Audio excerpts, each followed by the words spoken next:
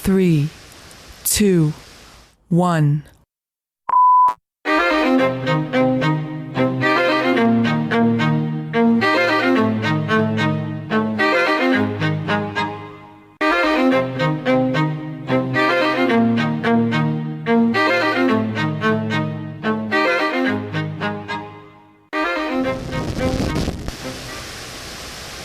Welcome to another episode of the PolitiPop podcast, the podcast where we take your favorite current events and discuss the social and political themes within. I am one of your co-hosts, Mike Booch, a.k.a. One Mike Voiceover, and I'm joined to me by my slightly older, always handsome brother from another mother. Please put your hands together for my co-host, Ty. Hey guys, this is Ty.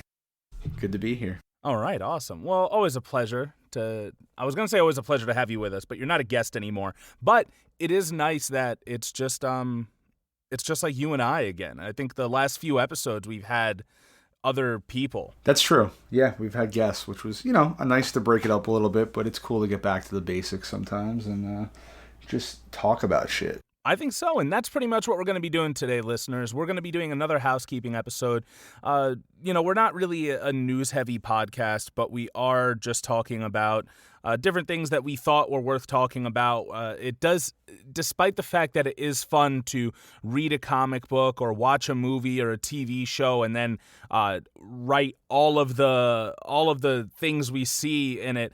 It is a lot to delve into it. It's literally like doing a college paper every time we have to do that because, we provide sources and everything like that. So, we're just taking a bit of a little break right now. And, we're talking about some topics and things that make us hot. Some, not hot in like horny, but unfortunately. Hot we could talk about things that make us horny too, but I don't know if it really fits with the podcast. Yeah, probably not. But just talking about topics that that we're passionate about, and things that grind our gears, if you will. First thing I wanted to get out of the way, Ty, you recently just had a birthday. How does it feel, dude? It was really good, man. I just turned 31. And I know last year, as I was getting ready to turn 30, I was pretty depressed and down. 30 is a big one. And it just didn't feel special to me. I don't know why. I don't know. I know, my girlfriend tried to make it special, my family, but it just didn't feel like anything. And I think I just was so down that I couldn't really enjoy it. And this last year has been so depressing, right? 2020 has been a horrible, horrible year. Even if you're not personally depressed. Yeah, like around just you. Depressed by everything. Like everything. There's just not really any good in the world. But I had an amazing birthday. I took a couple days off from work, spent it with, my family. We did a bunch of stuff, had a ton of good vegan food. It was a really good weekend, honestly. So, I had a lot of fun, and it was a really special birthday. So thanks for asking. Oh, it's my pleasure. I wish I could have been there with you. This is, in years prior, your birthday would be like a holiday for me. I would look forward to it more than I would look forward to my own birthday. See the Lord of the Rings episodes if you're unsure of our bromance. Yeah. But that's good to hear. I have a quick question for you. When you talk about the food you eat, do you always mention the vegan part of it?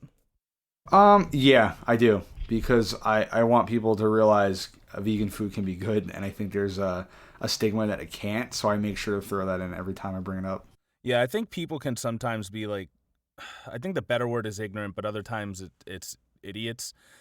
Because like I'll share Snapchats of food that I'm throwing together, or I'll be like, oh, I went out the other day and I had a Philly cheesesteak, or I had a burrito, or I had some wings, or this last week I made a double cheeseburger that had both American and feta cheese, a little bit of onions there, and instead of putting it in between a bun, I wrapped it in like crescent roll dough.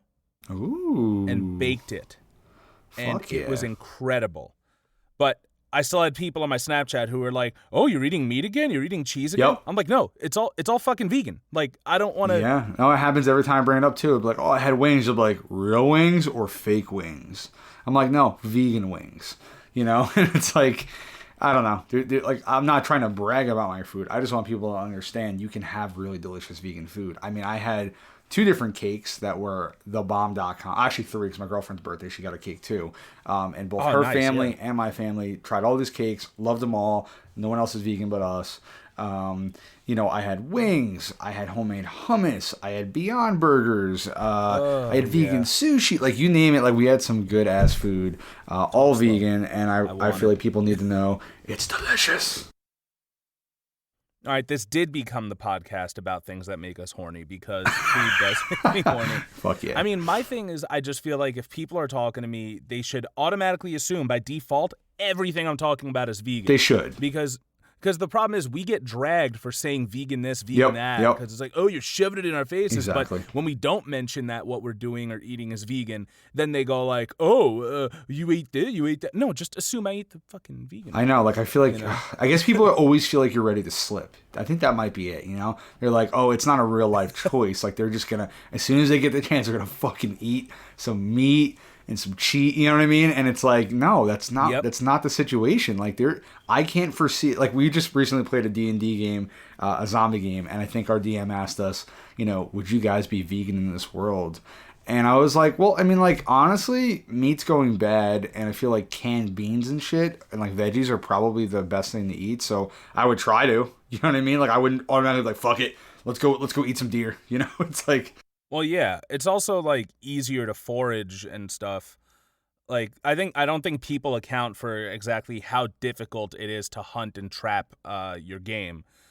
I haven't done it, but I've been watching this Netflix show where like that's their whole thing is like they put a bunch of survivalists in Alaska and see how long they can survive for. It's actually a pretty awesome show.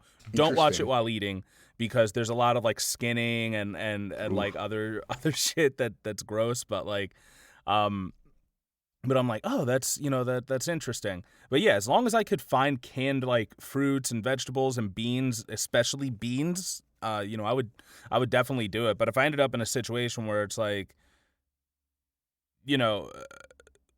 super cold or so, I don't know, whatever situation where I couldn't get produce or whatever, yeah, like I would get a small animal and use that for protein. But it's much different than the society we're living in now. I'm not factory farming a bunch of fucking squirrels. Yeah. But I feel like they're eating something, and 9 times out of 10 we can eat what they're eating. So 9 times out of 10, yeah. You know what I mean? Like there's, even if it's bugs, you can technically eat it. So I feel like there's always an option.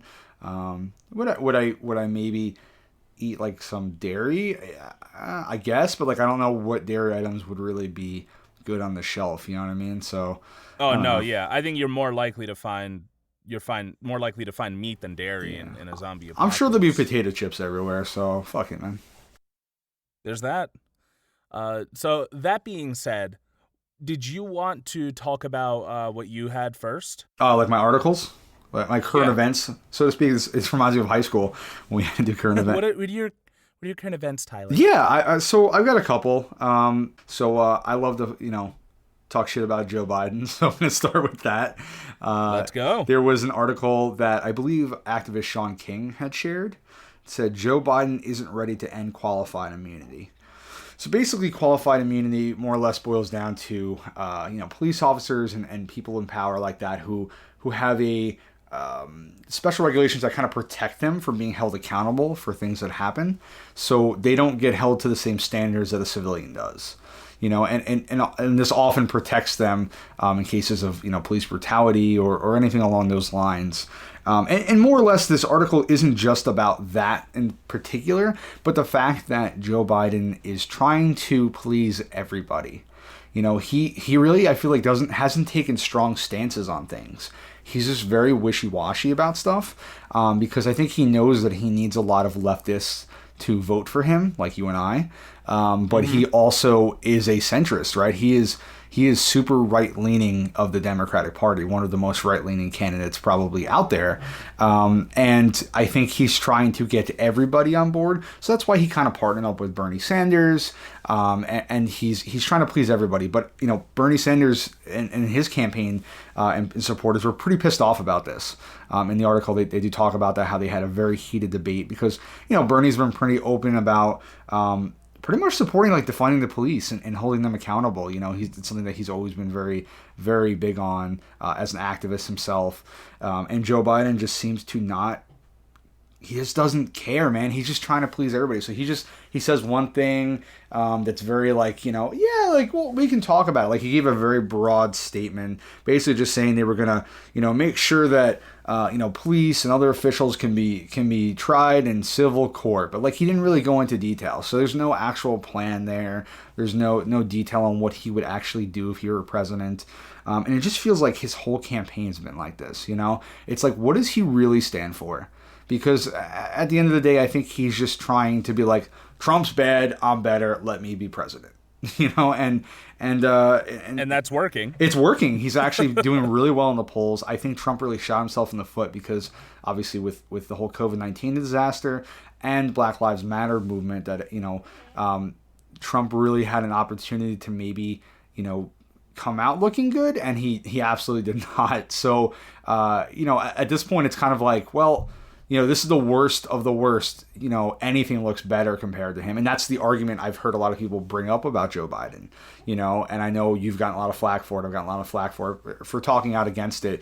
People are like, well, anything's better than Trump, right? Anything's better than Trump. But I think we have to look at how did we get to Trump in the first place, and like, why are we in this position where our only options are Donald Trump or Joe Biden, both of which are horrible, horrible options. I can't think of a more apocalyptic scenario for who's going to be our president than these two men. I would argue this is actually worse than Hillary Clinton, because as bad as Hillary Clinton is as a person, Absolutely. She was at least mentally stable. And a qualified fucking politician. And qualified. This is not Joe Biden's first time running for president, right? He had an abysmal time running last time.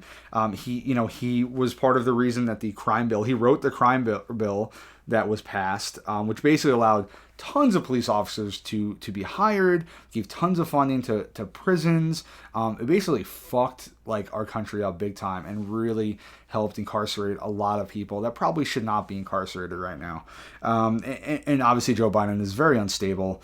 So this is just another one of his many checks for why he is not a good option for president, why he should not be the guy that we're hoping can save our country. And unfortunately, it's that vote blue no matter who, and people are like, well, it's better than Trump. But again, like, why are we in this position? And he was the vice president for Obama, who I know a lot of people loved. But at the end of the day, Obama wasn't great either. He bombed, he drone striked a lot of people, including innocent people. He did a lot of horrible shit. He put kids in cages. Trump obviously has taken it and run with it because he's a piece of shit. But, Obama started that. And, we really haven't been in a good place for a long time. And we shouldn't be, forced to just take whatever we can. We should be going the opposite direction of Trump, right? We should be going for like the best possible candidate we could. Some would have argued maybe Bernie Sanders, but even honestly, we could have even gone, I think, even more left of Bernie Sanders and really gotten someone who was going to help this country get it back on its feet and show people, hey, listen, if we give Medicare for all and all these things, we can really improve the lives of the American people and maybe the entire world. I really think that was all well put. You said a few things that spoke to me. The number one thing being that like everybody loves Obama and blah blah blah, but he did drone strike. And I'm going to admit, I'm one of those people. Like He was the first president I was able to vote for, and I was like, all right, black president. And at the time, that's all I went for. Yeah. Honestly, I didn't have a political leaning. I was like, let's give the black guy a shot. Yeah, and he said what I mean? Change, right? That was his whole campaign slogan. I fell for it too. I voted for him twice. But now we know, he's Barack Drone Obama. He was a fucking war criminal, not to be different from Bush Jr. before him or Bush before him, but the thing is, he did it with such class. He's a cool guy. Striking weddings in Yemen, so much class, so relatable. And honestly, it sucks that that's the bare minimum that our current presidential candidates can't even muster that. They can't be average people who even put on an air of human decency and empathy. They can't be those people and be like, listen, we'll still put kids in cages. We'll still drone bomb, drone strike brown people. We'll still do all of that. But God damn if I don't give a good speech. Yeah, and that's enough for a lot of people. It's almost like Stockholm syndrome, like we've been so trained by the Democratic Party to just be like, hey, you know what? Like, they can make great speeches, and they say they like, they like gay people and they like black people, so it's okay, So what? They're doing war crimes? Fuck it, Fuck the people of Syria. Who cares? So this is from Reason.com. Presumptive Democratic presidential nominee Joe Biden has spent decades managing a moderate, quote-unquote, balancing act. The result is a wobbly policy platform that attempts to appeal to everyone but feels fully satisfactory to few. Take the candidate's collaboration with Bernie Sanders, the Vermont senator who recently ran against him for the Democratic nomination. Over the last few months, the duo's Unity Task Force tackled a host of issues, including qualified immunity, the legal framework that lets public officials who violate your rights avoid federal civil rights suits. A tripartisan push is underway to change this. Reps Justin Amash, or Amish, I'm not sure, and Ayanna Pressley introduced a bill recently to end the doctrine entirely. Though the GOP has been slower to warm to the subject, Senator Mike Braun, who's a Republican from Indiana, crafted his own legislation that would radically alter qualified immunity, allowing officials to invoke it only when relevant case law, federal regulation, federal statutes, and state statutes, specifically permit the conduct in question, essentially reversing the current approach in which officials are held liable only if the way they violated your rights has been described with exacting detail in previous case law. So, if I read that correctly, Senator Mike Braun is even looking to alter qualified immunity, where it seems Biden isn't interested in it in the first place. Yeah. Or did I not read that right? No, that's what I'm getting from it too. Like Joe Biden doesn't, he doesn't want to make a stand on it. You know what I mean? Like, he wants nothing to do with it. He's just trying to say whatever will please the majority of people. So he's not totally no, Blue Lives Matter, because he knows that a lot of, liberal and left-leaning people are going to vote for him. And right now, there is a narrative of, we have to hold the police accountable. But he also isn't willing to actually do anything that will help us and make a change. I think another thing you said when you were like, oh, he's like kind of a centrist. I think Biden is definitely a conservative. Like, there's no way around it. Like, he's under the Democratic flag, but he's a conservative, if not a Republican. And that's the other thing, too. Like, I have said it before, and I will say it again. I tried to accept the lesser of two evils in the last election, and I voted Hillary because I believed she had a legitimate chance at stopping Trump. Like, I was like, listen, we got to stop him at all costs.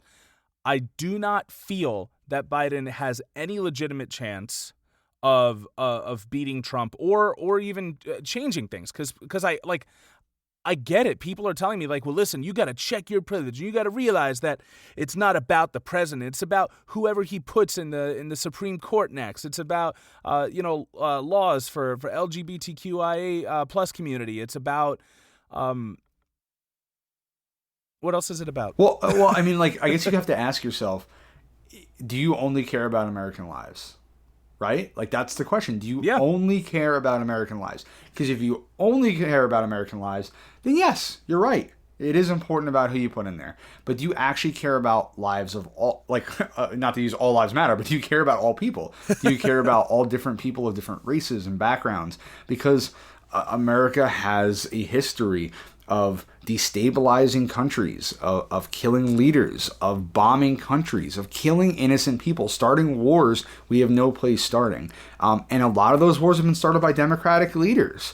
And again, Joe Biden is a Democrat, and he wrote the crime bill. So you have to ask yourself, do you actually care about people, or do you care about what it looks like on TV, about the people giving the speeches and claiming her, Nancy Pelosi, right? She's like, is she a liberal hero? No, she's really not. She is a very wealthy woman who knows how to give a good speech, but has she actually done anything to help anybody? I can't think of a single thing she's done besides placate people. And you know, like, I think that just goes to show, you know, people who are voting, are they really paying attention to the politics and the people they're voting for, or are they just falling for the slogans and the slander, you know? And I think I used to be like that. You know, like you said, we both voted for Obama. It was very simple to get my vote. And once you start to learn about the world a little bit more, you realize it's not so cut and dry. Yeah. I mean, it's just like his voting history does not reflect any progressive values. No. And, you know, I know they're like, oh, well, like, people change. Look at the stuff he said now. Like, the stuff he has said now is different, but he still hasn't done anything different. Exactly. Also, does he have a job? Can he affect any change? Is he a senator now? Like, I don't think he has any jobs. No, they like, still call him vice president. He's not the vice president. He's just a former vice president. He's unemployed. Like, he's more unemployed than I am at this point. So... Oh my God. Well, listen, while we're on the topic of Joe Biden, I do have a second article about him before we get over to yours. Because I feel like it kind of ties into what we're talking about. So there's another article I found on theatlantic.com. And it says, Joe Biden's vice president could be the most powerful in history. Okay? So I'll just read a little bit from it and we'll talk about it. He'd need to maintain a healthy partnership with his deputy without worrying that she'll outshine him. If Joe Biden wins in November, his running mate could become the most consequential vice president in modern American history. The woman Biden picks could be seen as a potential president in waiting, a signal for the Democratic Party's agenda in the years to come, and perhaps the most significant player trying to help Biden manage a country and a federal government in crisis. Under normal conditions, the presidency and its manifold obligations are already too much for one person to handle. As Barack Obama's vice president, Biden redefined the office by assuming a level of responsibility that his predecessors never had. If elected, Biden would likely follow a similar model and potentially expand the authority of a constitutionally insignificant office beyond precedent. Those responsibilities will be even more weighty as the country combats the coronavirus pandemic, endures the worst economic crisis since the Great Depression, and reckons with questions of race, policing, and discrimination reignited by the killing of George Floyd in Minneapolis. Joe Biden's vice president will most likely be the most powerful vice president in history because the trend is towards more powerful vice presidents. Joe Biden knows the value of having a vice president with lots of responsibility. And Joe Biden is going to inherit an epic disaster. Dan Pfeiffer, former Obama senior advisor and co-host of Pod Save America, told me. So, what they're saying is there's been a movement to make the vice president more than just a position, more than just standing there and being a support, actually have responsibilities. But what I got from that is that Joe Biden, everyone knows, voting for Joe Biden, that he is probably mentally unstable, and there's a very good chance that if he gets voted in, that he will not remain president for very long. So in reality, we'll be voting for his vice president. And I think that's a very, very realistic look at that because, I think he's shown time and time again that he is not both mentally well. And he's also, he's not really around, right? There's a lot of times where he just disappears and he's just not very active. You say, well, what does he even do right now?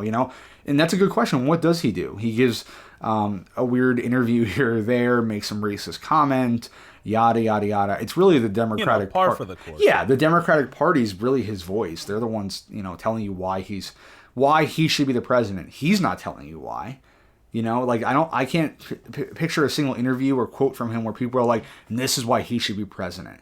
It's everyone else around him saying, no, this guy should be president. And I think, it is really, really telling who he chooses as his vice president. He said it's going to be a woman. And the question I think will be, is he just choosing a woman to choose a woman? Or is he going to choose somebody who actually is qualified to be vice president and potentially our president at some point?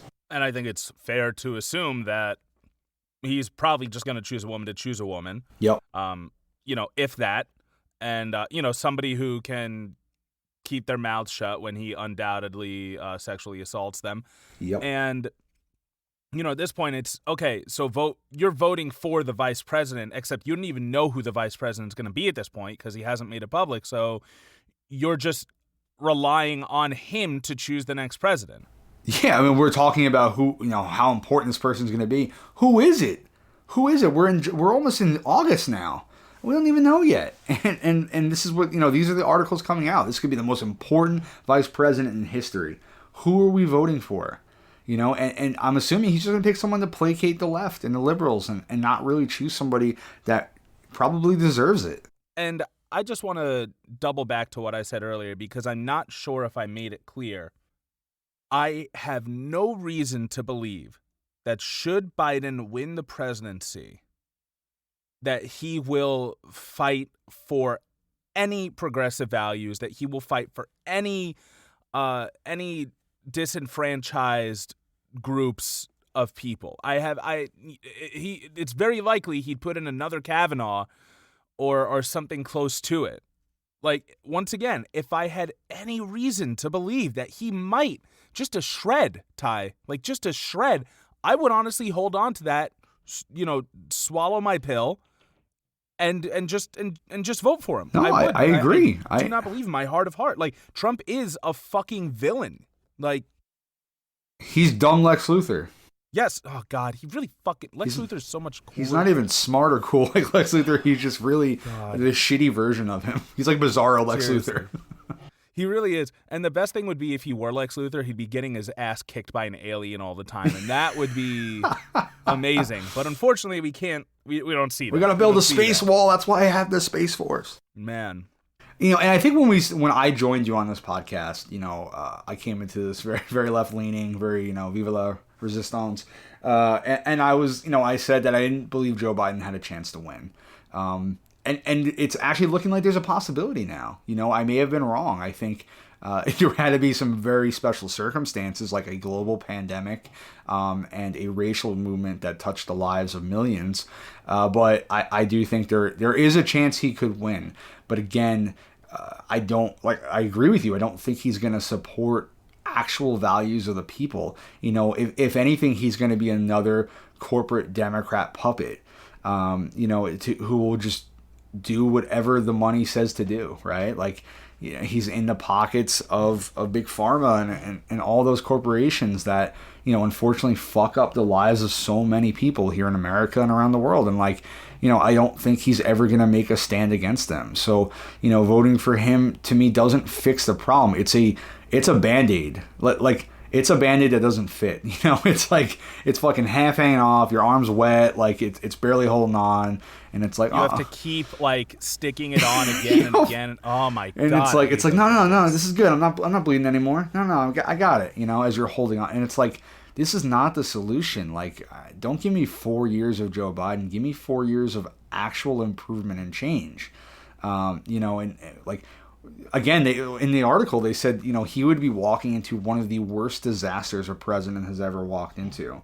And I agree. But is he anywhere near strong enough to fix that? And I don't believe the answer is yes. Well, not even that. I just don't believe he cares to fix it. Yeah. I mean, why would he, right? These people gotten into power because the status quo has allowed them to. Yeah, they don't want to change that. No matter if they're fucking white, if they're a woman, if they're an LGBT. Once you get to a certain class, you believe that you're part of that class, and you don't want to change anything that's going to damage that, or endanger that. Look at Buttigieg, right? He was a huge Bernie supporter in college, right? He's a gay man. He decided to run for president, and he just totally fucking sold out, man. He dropped out when Obama called him. Like, he joined with the corporate Democrats, and it's a shame. Unfortunately, they do get to you a lot of times. And Joe Biden, that's his whole life, man. That's who he is, and not to mention he's a pretty wealthy, straight white dude, right? Who has made numerous racial comments. I highly doubt he actually supports the LGBTQ community. I don't buy it. No, and there's no reason to. And if I could just say that's very, and I know you don't mean it this way, but it's very Fox News talk to say racial too, because they always say that. They say racially charged. He's outright made racist fucking comments. He has. He has. That's, the media loves to say, oh, racially charged. Motherfucker, it's racist. It's a racist comment. Do racist people always say racist comments? Or, is anyone who says a racist comment always racist? They could just be ignorant, but no, say it's a racist comment. That's, the whole racially charged.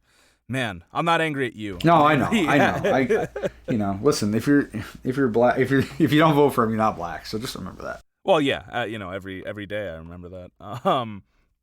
So would you mind if we moved on to mine? No, I'm good. I'm done with Joe Biden. I'm done.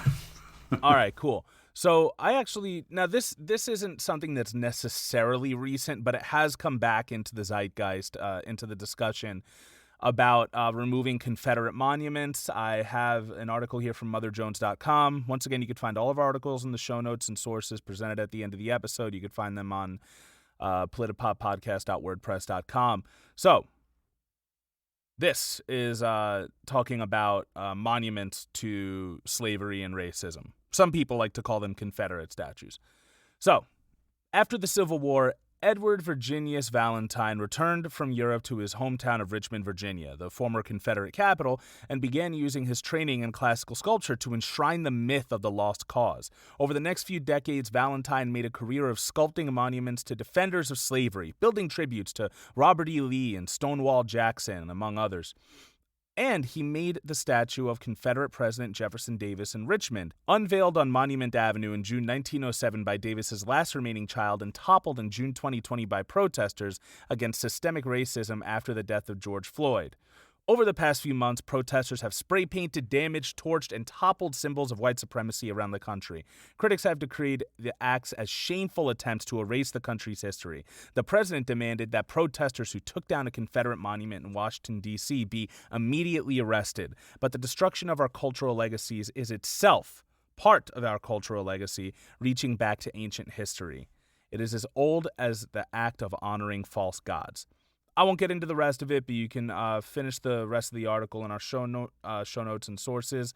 The headline is "Defend History: Tear Down the Confederate Statues" by Camille Squires. Oh, published on July 17th. Hey, very special day. My baby boy. What? Love you, man.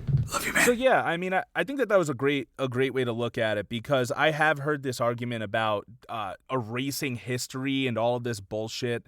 I want to state that the majority of these Confederate monuments are not history. They weren't put up like the week after the war was lost. They were put up mostly during the Civil Rights Movement. So, they were made pretty specifically to intimidate black people. Like, that's why they were put up in the first place. I also believe that if you want history, go to a museum. Put these things in museums and be like, wow, we used to be really fucked up. And that's why that's there. There's plenty of textbooks, which, I don't know how much you want. There's plenty of books about it. I don't want to say textbooks because a lot of them are very, very one-sided. But I that is something I wanted to talk about. I was talking to a friend of the podcast from our Black Panther and Get Out episodes, Josh, recently about it, and trying to get his views on everything. And, he was very much the idea that, this stuff belongs in museums and stuff. Do you have a take on it, Ty? Well, I think we've seen this comparison a lot lately, and I agree with it. Hitler, right? Do we want statues of Hitler all over the place? Did people in Germany want statues of Hitler up? No, right? But did they erase history and say that Hitler didn't exist or not? Do we not talk about him in history? No. Like, people have learned about Hitler and about the Nazis till they're blue in the face, right? I feel like it's a huge part of our history, especially here in America growing up. Like, I remember learning a lot about World War II. It's not something that's just forgotten. But you don't want to be walking down the street. If you were a Jewish couple, would you want to be walking down with your baby and see a statue of Hitler with his hand out? No. And it's the same for black people. I'm white, but I can only imagine how that must feel to be walking down the street and see fucking Robert E. Lee or any of these other Confederate generals standing there looking, heroic and proud when, obviously they wanted to keep them in chains. So, I think it's fucking ridiculous that people think it's erasing history, just because a statue's not on the street. There's history everywhere. All you gotta do is go on your fucking phone and you can Google, the Civil War. You can learn all you want about it. You can learn all about your goddamn Confederates. But at the end of the day, if you really want to break it down, they were traitors, right? So why do we give them this special respect? And I'm not even going to mention who this was. It's something very close to me, and it really took me by surprise recently. We were talking about, I think, the Redskins changing their name, the sports team. Okay. And they said... the Washington football team. Yep, and I very much agree with that. They should change their name. It's fucking racist as shit. And, like, you know, why are we still allowing them to call themselves that? But this person said, well, what about the New York Yankees? They're going to have to change their name too, right? And I was like, what do you mean? They're like, well, it's kind of like offensive to Southerners because of the Civil War. And I was like, I was just so taken aback. And I was just like, wait, what do you mean? And they were like, well, you know, it's offensive. Yankees, the Southerners, they fought. And I was like, well, first of all, I'm pretty sure the Brits called us Yanks even before that. But second of all, they were fucking traitors. You know what I mean? Like, it has nothing to do with race or anything. Like, you don't term Yankees. I'm like, you're more concerned about the Yankees changing their name than you are the Redskins? Like, get your goddamn priorities straight here. But I think that's like, there's just this crazy misconception, especially among white people, that like they just don't get it. They just can't understand it. And they think that being from a certain location, being from the South, that is a race. It's the same idea of, oh, well, you know, Black Lives Matter. Wait, Blue Lives Matter. Blue Lives Matter. That's a real thing, right? Like, you motherfuckers can't understand. I've said motherfucker a lot in this episode. Yeah, we've been cursing. You motherfuckers can't understand. We're actually more professional when we're talking about, like, Batman. I agree. How weird is that? Well, I think it's just we're fired up right now. Yeah. So, but you can't understand the difference between race and, like, things that are a choice. Like, guess what? You could move out of the South. Yeah. You can't unblack yourself. Nope. You can not be a cop. You can't unblack yourself. Like, it's just two completely different things. And honestly, dude, if the South was legitimately offended by the Yankees, it would have come up by now. So shut the fuck up. Like, the only thing they're offended by is the championships we have. Oh, damn, New York represent. That's right. But yeah, I was also talking to when I was talking to Josh, he had mentioned I didn't get his permission to use his name in this podcast. Whatever. He was also talking about how, like, you know, he thinks that certain things, like, you know, if you were to take down Mount Rushmore, like, that would be a little offensive. That would be not offensive. If you were to take down Mount Rushmore, it would be a little overkill and stuff like that. But honestly, dude, I am so, like, radical thinking at this point that it's like, no, fucking take it down. Take down the Chris Columbus statues. Take down all of them. Because guess what? The whole problem stems from glorifying slave owners, glorifying fucking bad people. Yeah, they had some good ideas for people who fit their own specific demographic, and the rest of the country's history since has been trying to transfer those rights over to the people that they left out. Yeah, I mean, this is obviously a big hypothetical. Let's say the fucking world ends in nuclear war, right? And some of these statues made it. And the human population does survive, and eventually they rebuild, but they lost all their history, right? And they really, let's imagine these really were the only pieces of history left. They're going to have statues of Christopher Columbus and fucking Robert E. Lee looking all like heroes, and they're going to, like, it doesn't say on them, like, you know, raped and murdered how many people, right? Like, it just shows them being it doesn't have stats like a trading card. Yeah. So, like, can you imagine, like, a new civilization being born and being like, this was our heroes, you know, they saved the world. Like, there wouldn't be actual history there. It would just be propaganda. So, like, you know, this idea of you're erasing history, like, no, this isn't even history. This is just, you know, like, revisionist. You get to choose what you have on these statues. You know, why don't you list the real atrocities they did? You know, fucking talk about that. Talk about how many people Christopher Columbus hurt, how he thought indigenous people were disgusting, how, you know, they had tried to be kind to him and he knew he could take advantage of that. You know, like, we don't have that written on the statue.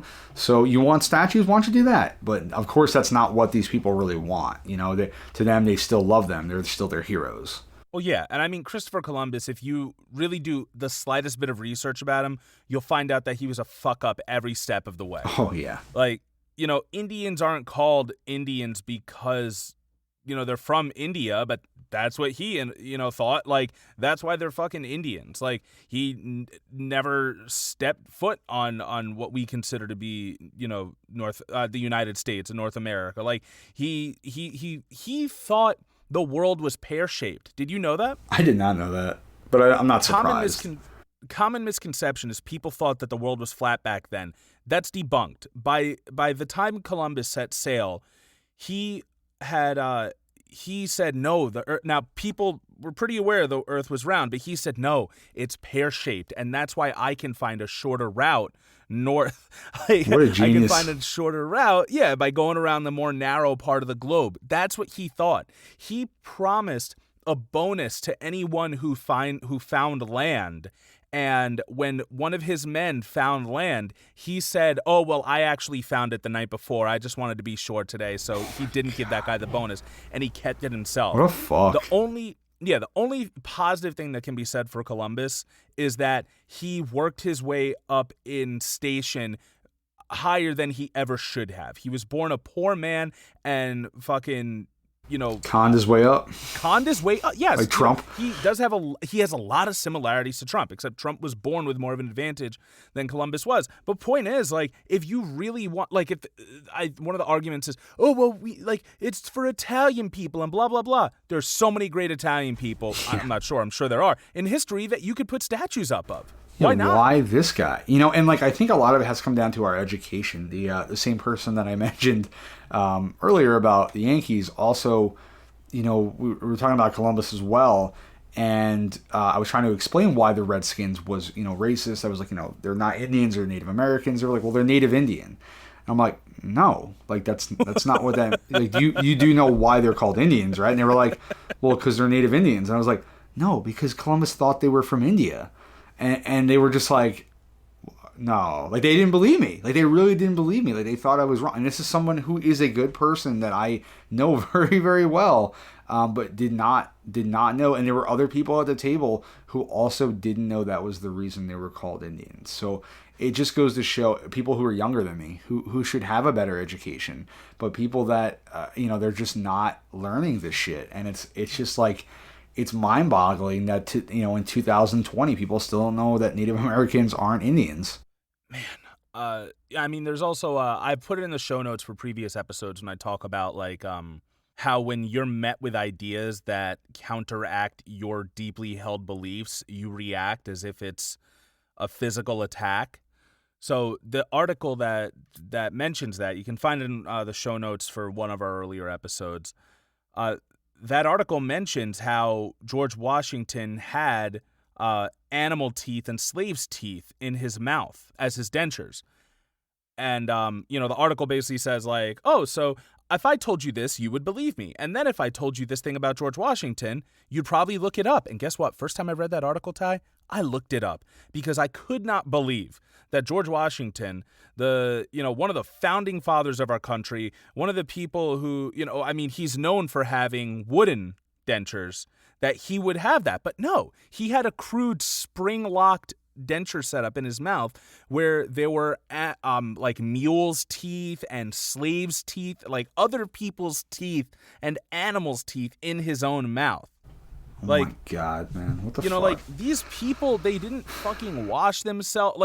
They weren't, who were the real savages? Yeah, I know. The natives would bathe a lot more than Europeans, right? And Europeans were like, oh, that's gross. What? They're savages? Come on, man. Seriously. And I've said before, I don't think there's, except in some cases, but for the most part, I don't think that there are cases of entirely good or entirely bad people. I think that good people do bad things and bad people do good things. And it's cool that, we're no longer under British rule, I guess. But guess what? There's space, there's room to evolve. That's why amendments existed in the first place. Well, the British got rid of slavery way before us, right? So what does that say, what the right? fuck? Why did we have to keep that tradition going? Come on. Because it's, from an economic standpoint, it's what allowed America to catch up. That's America's capitalism, man. And unfortunately, free labor. They will step over the bodies of people to get there, always, from the beginning to the end. I guess I'd like to close out this portion by just saying that you don't need statues to remember history. Nope. You don't need... I've also heard the argument that, if you don't remember history, you're doomed to repeat it. I don't keep up pictures of all my ex-girlfriends in my house just as a reminder to not fucking do it. Like, yeah, it's it's your actions, right? Like you would teach your kids if you had them like the right way, right? Like you would live it. You wouldn't just talk about it or just look at things that remind you of it. So the next article I wanted to talk about surrounds Portland and what's been going on. Headline: Portland protests. All you need to know about Trump's crackdown, from BBC.com. Nice. Tensions are mounting in the U.S. city of Portland, where federal troops have been sent to end almost 2 months of anti-racism protests, some of them violent. Protests began after the death of George Floyd in police custody in May. Custody, that's an interesting... Oh, yeah, I'm going to tear apart the language of this article, too, because even though it's BBC, it's still pretty fucking ridiculous. So whatever. There have been nightly rallies ever since, with clashes between protesters and police escalating in recent days. President Donald Trump, see, the fact they called him president, that pissed me off. President Donald Trump says he's trying to restore order. The approach has been criticized by local officials. What's been going on in Portland? Like other U.S. cities, Portland, Oregon saw a wave of peaceful protests after Floyd's death in Minneapolis, with thousands taking to the streets to demand police reform and racial equality. Recent protests, however, have been marred by violence, arson, damage to property, arrests, and allegations of police brutality. If I could just stop there. Yes, violence against the protesters. Arson, are they talking about cop cars that were intentionally left in the middle of the street to be burnt? Are they talking about looting that's happened because we have people who have been suffering from however many months of unemployment because of the mishandling of a global and national pandemic that they've been taking to looting? Maybe that's what they're talking about. Sorry. Do you consider violence against property violence? Like, is that considered like, I think Move Left Idiots, a podcast that we're both familiar with, have brought this up, and I agree. Like, if you break a window, is that violence? You're not hurting somebody, So like, I think that's property damage and violence have become so synonymous with each other, but they really shouldn't be. They should be, we should remember, you can fix a window, you can't fix someone's life being taken. And why not just come at the death of an innocent man with that same ire? You know what I mean? Yep. Like, as disgusted as people are by they smashed a window and blah blah blah, be just as disgusted, be more disgusted at the fact that somebody was killed, somebody was murdered, unjustly, unlawfully, like whatever you want to call it. It's not right. It goes back to that meme, because I know I said innocent man before. You know what George Floyd's crime was? His crime was forgery, okay? And there's this meme I saw, you've seen it too, and it just says, police aren't supposed to kill guilty people either. Yep. And I had to be reminded of that. They're given all the tools to kill people all the time. It must make sense for them to kill people, but guess what? That's not the fucking case. Like, that's why we have a judge and a jury. Old school days we had an executioner, but still some places still had the death penalty. Like, it's supposed to be decided in a judicial process. Yeah, death should be the final option. You know what I mean? And only as a true means of, I think, self-defense. But, more often than not, it's just them just killing people, when there's so many other options to de-escalate. Yeah, instead they'll say that breaking a window is violence, but killing an unarmed black person is racially charged. Yep. Racially charged, less lethal force. Speaking of which, let me get recent protests. However, have been marked by violence. Blah blah. Last week, federal officers started cracking down on crowds gathering in the city against the wishes of state and local officials, drawing widespread criticism and legal challenges. Federal officers in unmarked vehicles appeared to forcefully seize protesters from the streets and detain them without justification. They have also fired tear gas and less lethal munitions into crowds of demonstrators. I just wanted to tackle less lethal. That's lethal is lethal, motherfucker. Like, it's either safe or it's not safe. Yep. Like, from what I understand, quote, rubber bullets, which are just, bullets encased with rubber, like huge fucking rounds encased in rubber, are meant to be more or less bounced off of surfaces and into people. Instead, we're finding that people are being shot with them directly and suffering brain damage, permanent disabilities, and yes, in some cases, death. So don't give the less lethal thing. Don't call it rubber bullet. You're fucking attacking American I'll citizens. give them props, man. They're not using non-lethal anymore. They're using less lethal. So at least they're admitting, all right, this shit can kill you, just not as quickly as a regular bullet. Seriously. And also, let's go to this federal officers and unmarked vehicles thing. There's a video in the article, linked to Twitter, in which there's a protester who's just standing around, and these guys come up in what looks like military gear. They arrest him and take him away. And we don't know for a fact that these people are even federal officers. That's another assumption. Yeah, because guess what? All of these fucking Second Amendment militia cowards, and I call them cowards because they're constantly talking about, well, I'm stockpiling arms against the government in case they want to be tyrannical and trample on my rights and tread on my rights. Motherfucker, they're doing it right now. So get your guns and fucking defend your fellow Americans. Excuse me. But it could be any of those people too. Okay, my fiance didn't want me to mention it on the podcast, but I recently did purchase a firearm because given how average American citizens have been treated by our government, I am honestly starting to fear for the safety of myself and my family. So took advantage of that Second Amendment right. And I will tell you that throughout this entire process, all I saw were how much these people want to play army. When I went to the gun store, it was constant, camouflage this and camouflage that and tactical this and tactical that.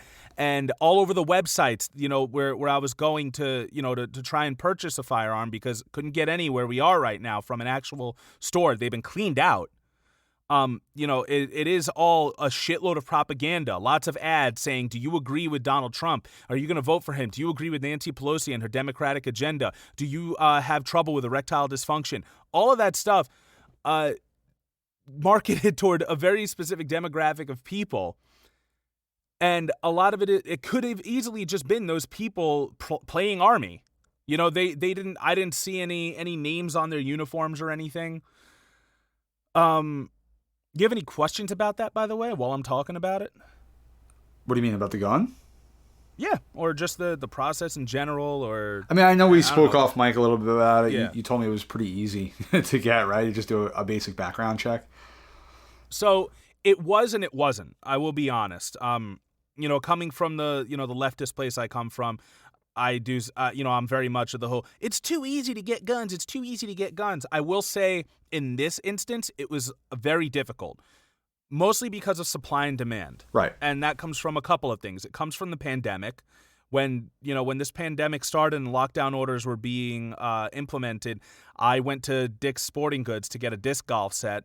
And the people there were saying 50% of the customers were buying gym equipment so they could work out at home. The other 50% were buying guns. Wow. So there's that. So that made it pretty tough. I went to a couple of gun stores, local firearm stores, and they said like, "Oh no, we can't get you anything." But I was able to go online and negotiate with a shop in Florida. Now, that being said, they don't send it directly to you. Okay, it does have to be above board. There does have to be paperwork that goes back to you. It's not as easy, at least in these times, to illegally buy a firearm. I know that there's like the gun show loophole and everything. Yeah. If gun shows ever start back up again, I'll go and I'll see firsthand. So that way I can speak from experience. But I had to have it shipped to a store here. And I did have to do a background check even after I already paid for the gun and after the gun got shipped. I would have preferred to have done a background check from the beginning. Yeah. That way I wouldn't have wasted my money or anything. But yeah, it was interesting. They ask you for your ID. They ask you to fill out a thing. All of your name and contact information, where you were born, what felonies you may have against you. Have you been declared mentally ill by a judge? Are you currently addicted to any substances or other depressants? Interesting things about those. Mental illness, I think they don't have. I don't think it's as nuanced as it should be on that form, because there's a difference between having a psychotic disorder that causes you to be violent, or having like depression or something like that, or like, hey, guess what? This person's bipolar, they're on medication, they receive regular therapy. Why should that person have any less right than the average person to defend their household? Like, I do think it is very ableist. Interesting. I do think there does have to be more nuance to that stuff. Or if, for example, if you've been convicted of a crime, they don't want you to have a gun afterwards. But like, what was the crime? I think that has to be more nuanced as well. Well, that's also a problem with the prison system, right? We don't reform people either. If we did truly reform people, then they very well could come out and own a firearm without any kind of worry, because they would have, gotten the help they need to come back into society. But we don't do that. So yeah, it should be about rehabilitation, not incarceration. And yet, here we are. We also see people getting out of prison and not being able to vote now. They paid their debt to society, did they not? Yeah, well, that's interesting. And it's also interesting, like, just because you're on the left doesn't mean you can't want to own a gun or be pro-gun, right? I mean, Bernie Sanders was often criticized by liberals for this because he was very pro-gun, and obviously a lot of left-leaning policies that he had simultaneously with that. So, it's interesting how, like, it's always like the rights or the libertarians that are like very pro-gun, or at least that's the image they give, right? I don't know. It's interesting. I'm kind of mixed. I'm learning more about it. I do believe in gun control. My partner is very against firearms, so I won't be owning one anytime soon. But yeah. I mean, the other thing too is like, so my fiance's father, back when I was reading one of his gun magazines a few years back, he was like, "Oh, so you're looking to get a gun?" And I was like, maybe. Like, I could see myself owning one. Because even not from a home defense standpoint, when we go out to the country and we're skeet shooting and stuff, like, obviously safety comes first, but it's a cool thing to do. It's kind of, it's fun. It's interesting to see how these machines have evolved from the musket, or a bow and arrow and a sling to what they are now. And it's interesting to see the intricacies of these machines and how they operate and everything else. And honestly, the first time I ever held a gun, a live round ammunition gun, was when I was with my fiance's family, and I was very frightened by it. I was frightened by the idea that I can turn to a person right now and with a move of my finger end their life. That's a lot of power to have. And I think that responsibility does need to be enforced, made paramount, whatever you want to call it. But then back to the question he asked me, he was like, "Oh, you're going to join the NRA?" And I was like, "No, I'm not going to join the NRA." The NRA is so corrupt. Oh my God. No, fuck the NRA. I'll make sure to put it in the show notes. There's an awesome episode of Radio Lab. They're a podcast through WNYC Studios, and their whole series, it's called More Perfect, and it talks about different constitutional cases, and this one is called The Gun Show, and it talks about how the NRA originally started out and what it became in what was essentially an overnight coup d'etat. In which, certain members voted out the leadership and made the NRA into what it is today. There's also the whole history of gun laws and first being instituted because the Black Panthers decided, well, guess what? We're going to police the police. Yep. We're going to carry guns around with us, and if anyone wants to approach us, just know that we have the right to defend ourselves with them. And I think we are moving to a point where something like that might be necessary. That being said, it takes at least 4 months to go through a permit process to get like a rifle or something like that. And just so you know, a shotgun you don't actually need a permit for. I just had to do my background check, which I passed. Flying colors. So you could have never handled it before, but you can still buy it. Yes, yeah, exactly. You don't. They did not ask about any of my experience. The only person who did ask was my fiance's grandmother. Wow. She was like, "Do you even know how to shoot a gun?" Because she knows that I normally lean left, and maybe I guess she viewed me as the whole like, "Oh, I'm a fucking pacifist," and stuff like that. But I'm like, yeah, like I've dated her for 5 years. Like we've shot guns. Like, Believe me, we've shot some guns. Yeah, okay? you don't get into this. I mean, I don't know. Otherwise, it comes down to a point, I guess, where like if unarmed black people are being killed anyway, you might as well arm yourself so you have a fighting chance, right? Like that's what it seems to be coming down to again. Well, yeah, that was what I told our friend Jay, who wrote into the podcast when we did our last housekeeping episode about Black Lives Matter, and he said, "Oh, I have people telling me to arm myself." And when I mentioned it to him through text, he was like, yeah, but now they have a reason to kill us. I'm like, they're fucking killing you anyway. Yep. They don't need a reason. It doesn't matter. They don't need a reason. Yeah, they'll find a fucking reason. They've got immunity. Meanwhile, these people who are storming Capitol buildings with AR-15s and faux military gear, yelling in officers' faces, when those cops, if I were a cop, I would feel threatened. Men with firearms coming in and yelling in my face, that seems like much more of a threat than protesters standing around chanting. Like you would think. Yeah, you would. You would think that. Yeah, so it kind of piggybacks off of what you were just talking about. There was an article from the Chicago Sun-Times that said, Trump may deploy federal agents to Chicago this week. Is Portland-style response an option? If Trump sends a Portland-style military action to Chicago, it would represent a dramatic escalation between Trump and Mayor Lightfoot. President Donald Trump and his administration hinted Sunday that federal agents may be deployed to Chicago as soon as this week to crack down on protests and gun violence in a military-style response similar to Portland, Oregon. If Trump sends a Portland-style action to Chicago, it would represent a dramatic escalation between Trump and Mayor Lori Lightfoot regarding how to deal with the city's ongoing battles against gun violence and demonstrations against racial injustice and police brutality.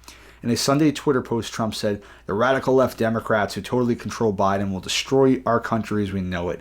Unimaginably bad things would happen to America. Look at Portland, where the polls are just fine with 50 days of anarchy.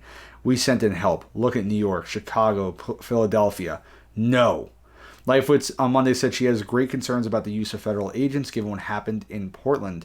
"We don't need federal agents without insignia taking people off the streets," Lightfoot said at a morning news conference. So they're looking to do the same thing they did in Portland in multiple cities. Now Chicago, he mentioned Philadelphia, New York. So you're going to see major cities with police without insignia, federal agents, coming and stealing people off the street and throwing them in vans. I mean, this is like Nazi Germany, right? It's kind of scary because you don't know who these people are, where they're bringing you, what they're going to do to you. How do we know people's rights are going to be protected if we can't even identify who's taking them and where? So, you were just talking about what happened in Portland. This could be happening all around the country soon. And it's very, very frightening. So, I know, again, I've talked a lot about how much I despise Joe Biden, but I want to make it clear that I do not support Donald Trump in any way. I think he's a terrible, terrible person. He has mishandled the presidency in just about every way. And this is just another one of his fear tactics to try and get control and show some strength and power from him and his administration. But it obviously I would say, it violates the rights of our citizens, and it's a very scary direction to be going in. I don't know what this can mean for the future. If this is something that he's willing to do multiple times, this could be the future of where we head. We're just on, people without insignias are just grabbing you off the fucking street and you disappear. What's blowing my mind about this is that you'll see the conservative base every time anything wants to be introduced, they say it's fascism. Oh, Medicare for all? That's going to lead to fascism. Black Lives Matter? They're all fascists. Once again, they hate the government, don't tread on me, all this other stuff. How do you not consider this to be fascism? They don't understand, because they don't understand what fascism is. You know what I mean? Like there's this misconception, communism and fascism are the same thing, and people don't understand it. They don't understand what a socialist is. They don't understand what these concepts actually mean. They hear the word, they hear it being used in a sentence, and they assume now they understand it. They don't actually take the time to research it. So, to them, fascism is Medicare for all. Socialists are fascists to them, but actual fascism is not, because it is something they're okay with. You know, they're okay with people who are protesting against police being dragged in a van somewhere. They should be concerned because, yes, you know, maybe you are on the side of the police and you don't agree with this movement. But who's to say they won't do this in other instances, in other situations? What if they had done this to the people protesting the masks? You know, what if they had just been grabbed off the street and thrown into vans and kidnapped? You know, like this could happen to anybody potentially. And I'd love to follow up on that by just saying that unity is very important right now. And I know it sounds cliche, but when you think about it, it's just like you said. How long before it's you? It's easy to say, oh, well, those people are talking about stuff I don't agree with. So yes, take them and throw them into a van and disappear them to a black site. And honestly, I don't agree with it, but I understand their sentiment that if they believe that rioting and looting is the worst thing in the world, if those people were being taken away and disappeared to black sites, once again, I don't agree with it, but like I could see these people like being like, yeah, serves them right. But for protesters, and I don't like to use the term peaceful protesters, fuck that term, and I'll explain in a little bit, remind me. But protesters who are just exercising their First Amendment right, that can be you next week. And I've said this before, with any person of color who has a Make America Great Again hat or is fucking toting your Trump bullshit, okay, all it takes is for that hat to be knocked off your head and you're an S-word or an N-word to those people, okay? They don't care about you. You're just using that hat as camouflage. And you may think, oh, well, you know, I'm one of these people because I believe in the law and I believe in this country. You know, maybe I immigrated here, quote unquote, the right way.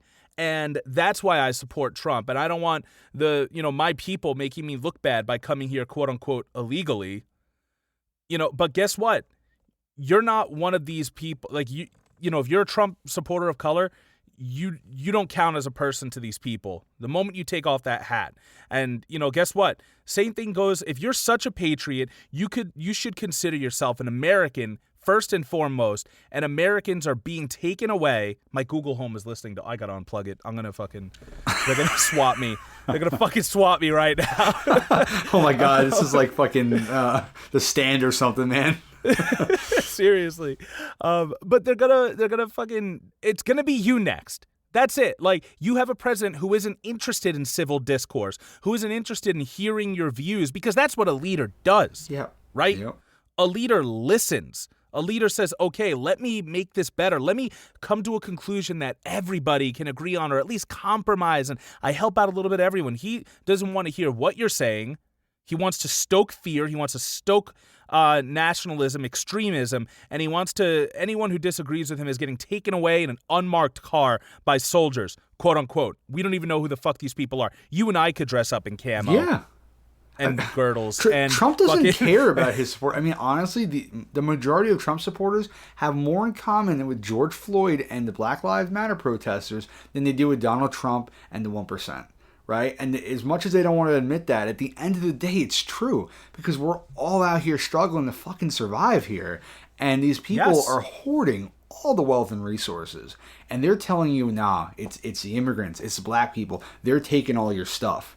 And it's just like, it's just a narrative that has worked for so long. And it's just like, if only everyone could just wake up and realize, well, shit, you know, like this doesn't make any sense. Why am I fighting against people of color who aren't taking things from me, instead of going after people like Donald Trump and Jeff Bezos and Bloomberg, you know, who have just hoarded all that wealth. And to any of the so-called good cops and so-called good soldiers who you know, may be part of these institutions, but consider themselves to be a good person, now is your moment. Because you're being told to attack your own you're being told to attack your own citizens. You are an instrument of terrorism, not foreign, but domestic. And your oath was to fight terrorism, both foreign and domestic. So you got to consider it right now, because we've already found out from the Nuremberg trials, I was just following orders is bullshit. It's a bullshit defense. So you better hope you win, because when we fucking make it out of this and people are being held accountable, we're not going to want to hear I was following orders. You know what the right thing to do is. You know what the wrong thing to do is. Yeah.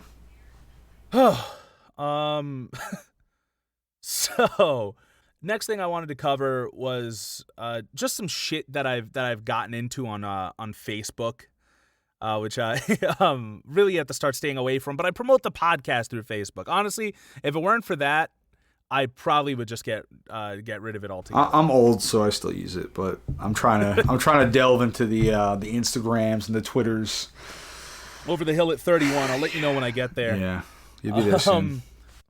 But I have seen this video circulating, and I'll put it in the show notes as well. It's all these black celebrities talking about how white privilege doesn't exist. And I just want to say that is like one of the things I hate the most. That, it goes back to what I said before. You may think you're one of these people now because they've accepted you in as their own. But you are just as likely to get murdered by cops if they don't recognize you. You're just as likely to be a victim of a hate crime from the local, Klan chapter that doesn't watch your movies. It's just as likely to happen.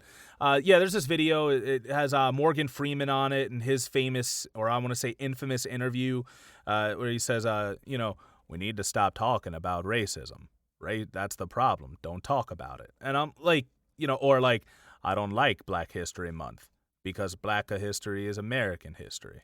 It, like that shit. And his words just being terribly twisted. I'm going to say it right now. Fuck him for that interview because since I think he has changed his tune, I've checked out his social media and it's very much like, tell me about your examples of racism and oppression. Tell me your stories. Too late. You have people who are sharing your words in order to justify their own hate. So, yeah. Congratulations. You are the enemy now. Yeah, you are. And, there's also, who else is on this video? There's a few people, but there's Anthony Mackie, who's known, for being in the MCU as Falcon. He talks about like, oh, well, back in the day, we had Archie Bunker from All in the Family. We had the Jeffersons, and they were, racist characters. And instead of getting upset, we laughed. We laughed with each other. And it's like, yes, that's stuff on TV that you can laugh at. But guess what? You know what? I'll take this back to one of my last stand-up sets. I have some jokes about black people that I normally tell to black crowds, and it comes from a place of more of camaraderie and familiarity that they laugh. But I've told those same jokes in front of very white crowds, and I've gotten very different laughs, and that's when I decided to stop telling those jokes. Yeah. Because they may laugh at that stuff, but they're not like along with you. They're like, yes, we completely see these people as different. And, this is funny to us because it dehumanizes these people. I think that's the problem. Or you might see it on a TV show and you assume TV is reality. And a lot of people do. I know it's easy to say, oh, well, that's not real. But no, Tim Allen in his Last Man Standing show, he plays basically one of those guys, this conservative, boomer dude who has all these views and millennials are soft and sensitive and all this other bullshit. Like, those shows help to galvanize and reinforce beliefs that people already have. And I'm not just talking about conservative people. I'm talking about fucking racist people. I'm talking about people who are stuck in their ways and need to get out. There's also Lil Wayne, who says that he never experienced racism. He doesn't see racism and because his fans are white, he doesn't think it exists. Like, all people who have made it. Denzel Washington, one of the greatest actors ever in the history of acting. He said in this interview, oh, it's about taking responsibility in your own home instead of blaming the system. That there are young gang members who didn't have father figures in the home and stuff like that. And it's like, okay, but why did they not have father figures? I keep following this trend. Yep. Oh, they were in jail. Why were they in jail? Because they deserve to be there, or because they're 3 times as likely to be incarcerated as the average white man? Yep. Is it for drug crime? Is it, because they had no other way to make money for their families? You have to look at the cause and effect here. They don't. They just want to look at, oh, it's personal responsibility. I made it, so anybody can make it. And it's easy to say when you're fucking rich, right? When you're a millionaire. And I think that's why Colin Kaepernick was so heroic in what he did, because, he had made it. He was a professional, football player in the NFL with a lot of money, and he took a stand. And I think that was the criticism he got from he doesn't know what it's like. Look at him. He's got it all. But he instead of, forgetting his roots and forgetting what the people, that look like him have to deal with on a daily basis, he decided to make a stand for that. So it's really disappointing to see people like, Denzel and Anthony Mackie make these comments, man. That sucks. And I mean, with all due respect to them, their tunes probably changed by now. But what I'm saying is what they said when they said it has not helped the movement. No. I mean, people can change. You know what I mean? If they were to come out and be like, Yeah. I was wrong, I was totally wrong, those words are not accurate, I realize now, then I think you got to give them, the benefit of the doubt. People make mistakes. Yeah. But, until they do, fuck them. Yeah, I mean, like, cancel culture can be rough. You do to an extent have to give people room to recognize their mistakes and to grow. But it's like we said in the Lord of the Rings episode, right? Though people who hurt us in the past may be good people now, guess what? The damage they did was still done. You can't forget that stuff. That's it. The damage is done at this point. I love that you brought up Kaepernick because a lot of people did say that. Oh, you're so oppressed all of a sudden. It's like, no, this caught people off guard because they're not used to people with privilege speaking out for those without it. Yes. We see it with, politicians and billionaires and everything. Like, they'll talk shit about AOC because of her history as a bartender. And there are Republicans and conservatives who eat it up. They're like, yeah, fuck AOC. She was a bartender. She doesn't know. It's like, she's closer to you, dude. You are a joke to these people as a working class citizen. You are simping so hard for millionaires and billionaires that you will never have the chance to touch, never have the chance to be close to. But you're happy living a mediocre life. It doesn't make any sense to me that, they're like, oh, well, you're just not used to people with power speaking up for you. Exactly. It is Stockholm Syndrome, just like you said. And again, for all the money these people have, doesn't mean that a cop can't racially profile Anthony Mackie or Colin Kaepernick, or you know what I mean. It doesn't change the fact that because of the color of their skin, they could very well, be murdered by a police officer. Like that, as much money as they have, that can't change that. Are they likely to be able to be like, hey, I'm Denzel Washington, and maybe the cop will be like, oh, well, fuck it, I won't kill him, but at the end of the day, things happen real quick, and you don't know, it could very well happen to them still. Yeah, if you still haven't listened to Dave Chappelle's special, it's called 846, 8:46. 846 is symbolic because not only was it the time of birth for Dave Chappelle, 8:46 a.m., but it was also the amount of time that Derek Chauvin knelt on George Floyd's neck for. Wow. And he mentions that a cop who is well known for killing, I don't remember exactly who it was, you'll have to forgive me for that, who's well known for killing an unarmed black individual, he pulled over Dave Chappelle shortly before he did that. Jesus Like Christ. within a couple days. And just because he recognized him, he was like, all right, cool, you can go. And then a couple days later or a day later, whatever it was, ends up killing an unarmed black person. Like, yeah, you're always in danger. Just fight for that world where it's not like that. Yeah, because not everyone has your ability to be like, hey, I'm Dave Chappelle, right? There are so many people who don't, and you should want them to have the same chance of living that you do. Because we're talking about human life here. We're talking about people having the ability to just get through their fucking life without being worried about being killed for something they didn't even do. Or did do, because it doesn't matter. No one should be murdered. Like, murder is just, it's never okay. Yeah. And that takes me to another Dave Chappelle stand-up special where he's talking about, like, how he was able to go back to his high school and talk to them and give them, like, motivational speeches. And he's like, listen, you gotta, I'm paraphrasing here, and he's like, you gotta, try and get out of the hood. Best way to do it, he's like, you gotta start studying real hard. Stop blaming the white man for all your problems and get to dancing. He's like, learn a sport, learn how to rap, something. Just get to entertaining these white people.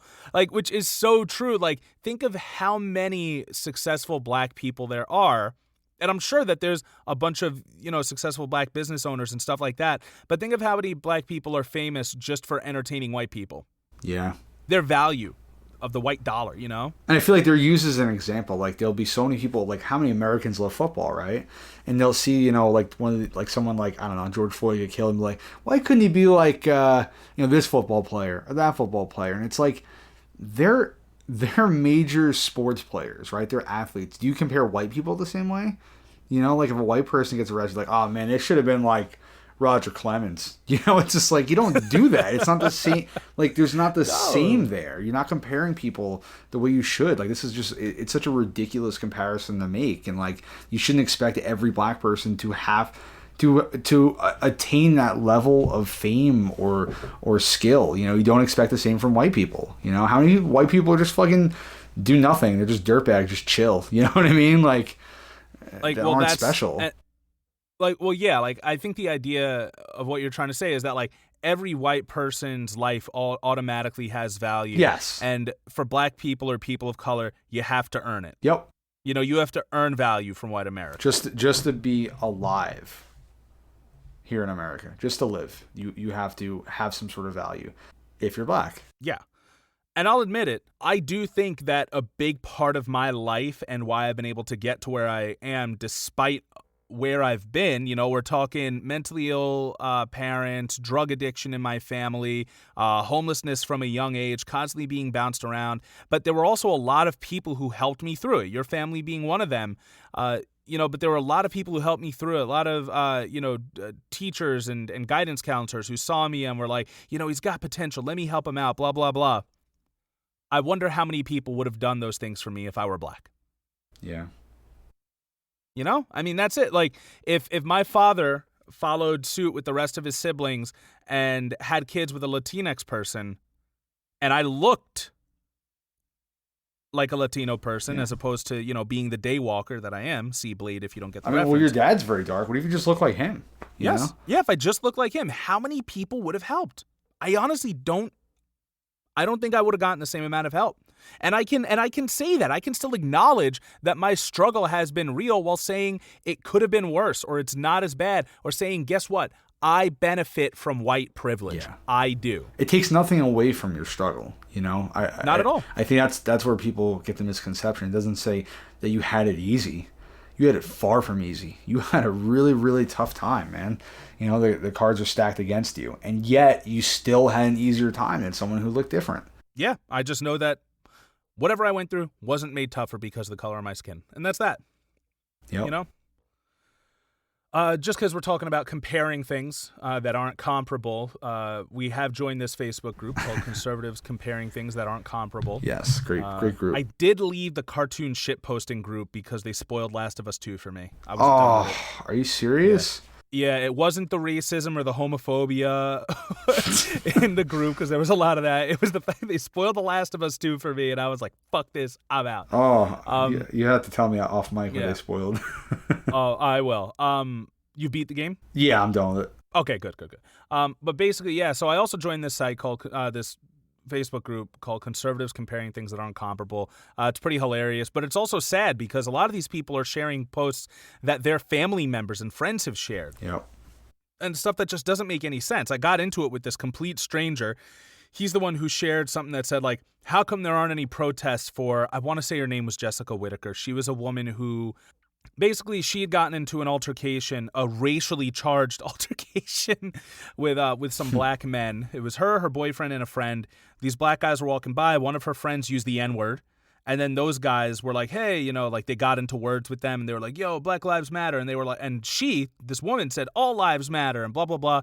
After the thing ended, they all walked their separate ways. She was later shot. Her husband, her fiance, he had a gun on him. He fucking shot out into the dark. Didn't know where it came from. Hopefully he didn't hit anyone. And that was that. And so basically this guy shared it and he was like, we're the protest for this woman who was killed by BLM thugs. And I simply was like, are they looking for her killers? And he was like, yeah. I'm like, okay, no need to protest. Yeah, that's the difference, right? That's it. The McMichaels didn't get arrested until after a video went viral and pressure was put on, the governors there.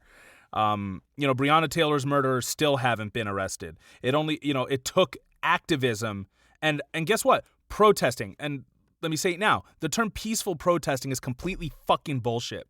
Because peaceful protesting, what you want is you want to hear people, you want people to be, we have permits and we're in this area and we're shouting what's upsetting us. Yep. And that's what peaceful protest is. And it doesn't inconvenience you in any way. We are a country founded on protest. We are a country. You think the revolution against Britain was legal? No, we are a country that is founded on fighting the power, and guess what? You don't do that unless you're inconveniencing them. Yep. Think of, how many, and they say it on Move Left all the time, so, I won't say this is an original thought I came to, but think of how much change happened when fucking, police stations were being burnt down and stuff like that. Yep. Do I think the loss of life is what should happen? No, I don't think that that a business owner, a small business owner, that their business should be destroyed, or that they should get killed in the process or anything like that. But the people in power don't care about lives. They care about property. So as soon as you burn down property, that's when they go, whoa, we got to do something. You know what? Okay, we'll arrest these guys. We'll press charges. Just stop burning down our source of income because we need to make more money. Yep. But racists also only care about destruction of property. They were not as angry about George Floyd's death or Breonna, because they always say, oh, George Floyd wasn't an angel. Fuck you. Ahmaud Arbery's death, Breonna Taylor's death. Let's go back. Trayvon Martin's death. You weren't, Tamir Rice, Walter Scott. You weren't angry about Sandra Bland. Philando Castile. You weren't angry about any of these people the way you're pissed about a fucking Target. Are you kidding me? I had a coworker get into it with me because, he said, what about the people that work there? Now they're out of a job. There was a mother who had children. She had children and she can't work now because Target's not there anymore. And that was, that was his reasoning. I was like, there aren't any other Targets? You need to calm down. I was like, I'm sure they're going to work something out for her, first of all. And second of all, she still has her life. She's still alive and she can get another job. George Floyd cannot come back to life. It doesn't work like that. And I'm fairly sure the CEO of Target, I'll look it up and put it in the show notes afterwards. He did. Yeah, he said it's just property. I'm insured. Yeah, he's like, it's fine. It's obviously a lot of it's placating, but he said I support the Black Lives Matter movement. It's just a building. So you know what? If the fucking guy who owns it says that, then maybe you should chill the fuck out and worry about something else. Oh, and the other thing I want to say about that is, if you truly believe that there should be protests for this poor, she was a mother of a 3-year-old. She was ready to get married. She was ready to go back to school. It's a fucking tragedy. We don't even know that the people they got into an argument with were the people who shot her. Yeah. We really don't know. The investigation is still ongoing. But if you really care that much, you can protest. Nobody is stopping you from protesting. So you're only using this as a whataboutism argument. Same thing with Blue Lives Matter. If you cared enough about blue lives in the first place, you would have started advocating for it before people started saying Black Lives Matter. If you really care about the other one is, what about child sex trafficking and blah, blah, blah. If you really cared about that, A, you wouldn't have voted for your fucking president, okay? And B, you would be up in arms about it every single day, not just when, QAnon tells you to. You would be up in arms if you were really upset, if you were kept up at night by the thought of child sex trafficking and sex trafficking in general and human bodies, then yes, you can protest about it anytime you want. So don't give me the whole, we're the protest for this, we're the protest for that. Make one. Make a protest. Go for it. Go protest. Last thing I had before we get into some fun stuff, and then we'll leave you guys to ponder your fucking existence in this hellscape of reality. We should have talked about a TV show. We should have talked about a fucking movie. Well, we got a couple plans, so yeah, it's better. there's this whole, we've seen that a lot of places, that capitalism has been doing the most to try and get by. We see that they're going to start playing Lift Every Voice at football games, either, I think, in tandem with the national anthem or instead of, something like that, and people are getting pissed about that. We're seeing that there are a lot of white actors stepping down from voicing black characters. We're seeing that blackface episodes of different shows are being pulled from their entire show's catalog.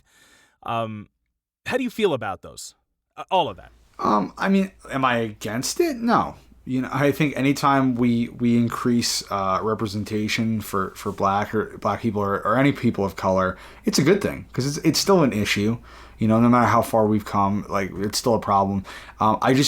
My concern is that they use it, I keep using this word, to placate people into accepting that as real change, when real change is obviously dealing with systematic racism, the prison system, police reform, making sure that the rights of people of color actually matter. And not just, letting a voice actor get a job. I think it's so much more than that. So I'm cool with it. I hope we keep doing it, but I hope we actually keep focusing on the stuff that's important and keep protesting and keep fighting for those rights. That is better than I could have said it. I saw someone on social media and that's exactly how I feel about it too. It's cool. It's nice. But this person on social media said Black Lives Matter is getting everything except for what they asked for. Yep. That's fine. We won't see people in blackface on TV shows and stuff like that. But you know what? Even Disney is keeping all their racist stuff on Disney Plus. They're just putting an ad, a disclaimer before it, being like, "Yo, this was racist. It's not cool." Why can't TV shows do that? This has a racist depiction. You want to learn more about the history of minstrel shows and blackface? Fucking here, visit this link or something. That's how people are going to be educated. That way you won't get pissed next time Aunt Jemima is being taken off of a box. Yep. Education is really what you need. Lift Every Voice. That's great. That's interesting. Hopefully we can stop treating black bodies like things that are, used and abused in football. As somebody who is not a huge sports fan but plays fantasy football every year, I enjoy watching. I'll say it. Yeah. But yeah, they never asked for this. That's another thing. People are getting mad that, these black people are asking for so much, blah, blah, blah. Maybe not in your circles, definitely in mine. They never asked for that. They never asked for Aunt Jemima to be taken off of anything. They're not asking for a different national anthem to be played. They're asking you to hold accountable state-funded, state-run murderers. That's all it is. Overhaul the system, and that's it. That's it, man. That's all they want. They just want to be able to live, right? And have the same actual equal rights as any other person in this country and around the world. Absolutely. And it's not even a matter of just black people either. Cuz there's also the argument of well, a bunch of white people are killed by cops every year. You don't see us protesting about that. Why the fuck not? Yeah. What are you talking about? Why would you not protest that? It's just, I think it's because we've been indoctrinated to believe that cops just kill. Every fucking John McClane, the guys from True Detective, every cop, which, God, fucking love all those characters. Yeah, they're great. Every cop we've seen, they're not doing their job unless they're killing, right? It's a false, representation. It's kind of the argument how porn is a false representation of sex or romance. It's kind of the same with that stuff, right? The action cop from the 80s is not the cop that you're going to encounter on the streets. It's not John McClane.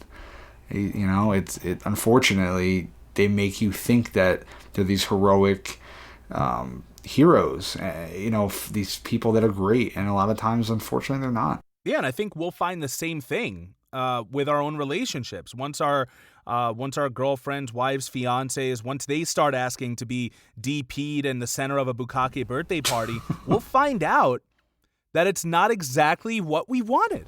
I think that's what we'll discover. Yeah, there you go. There you go.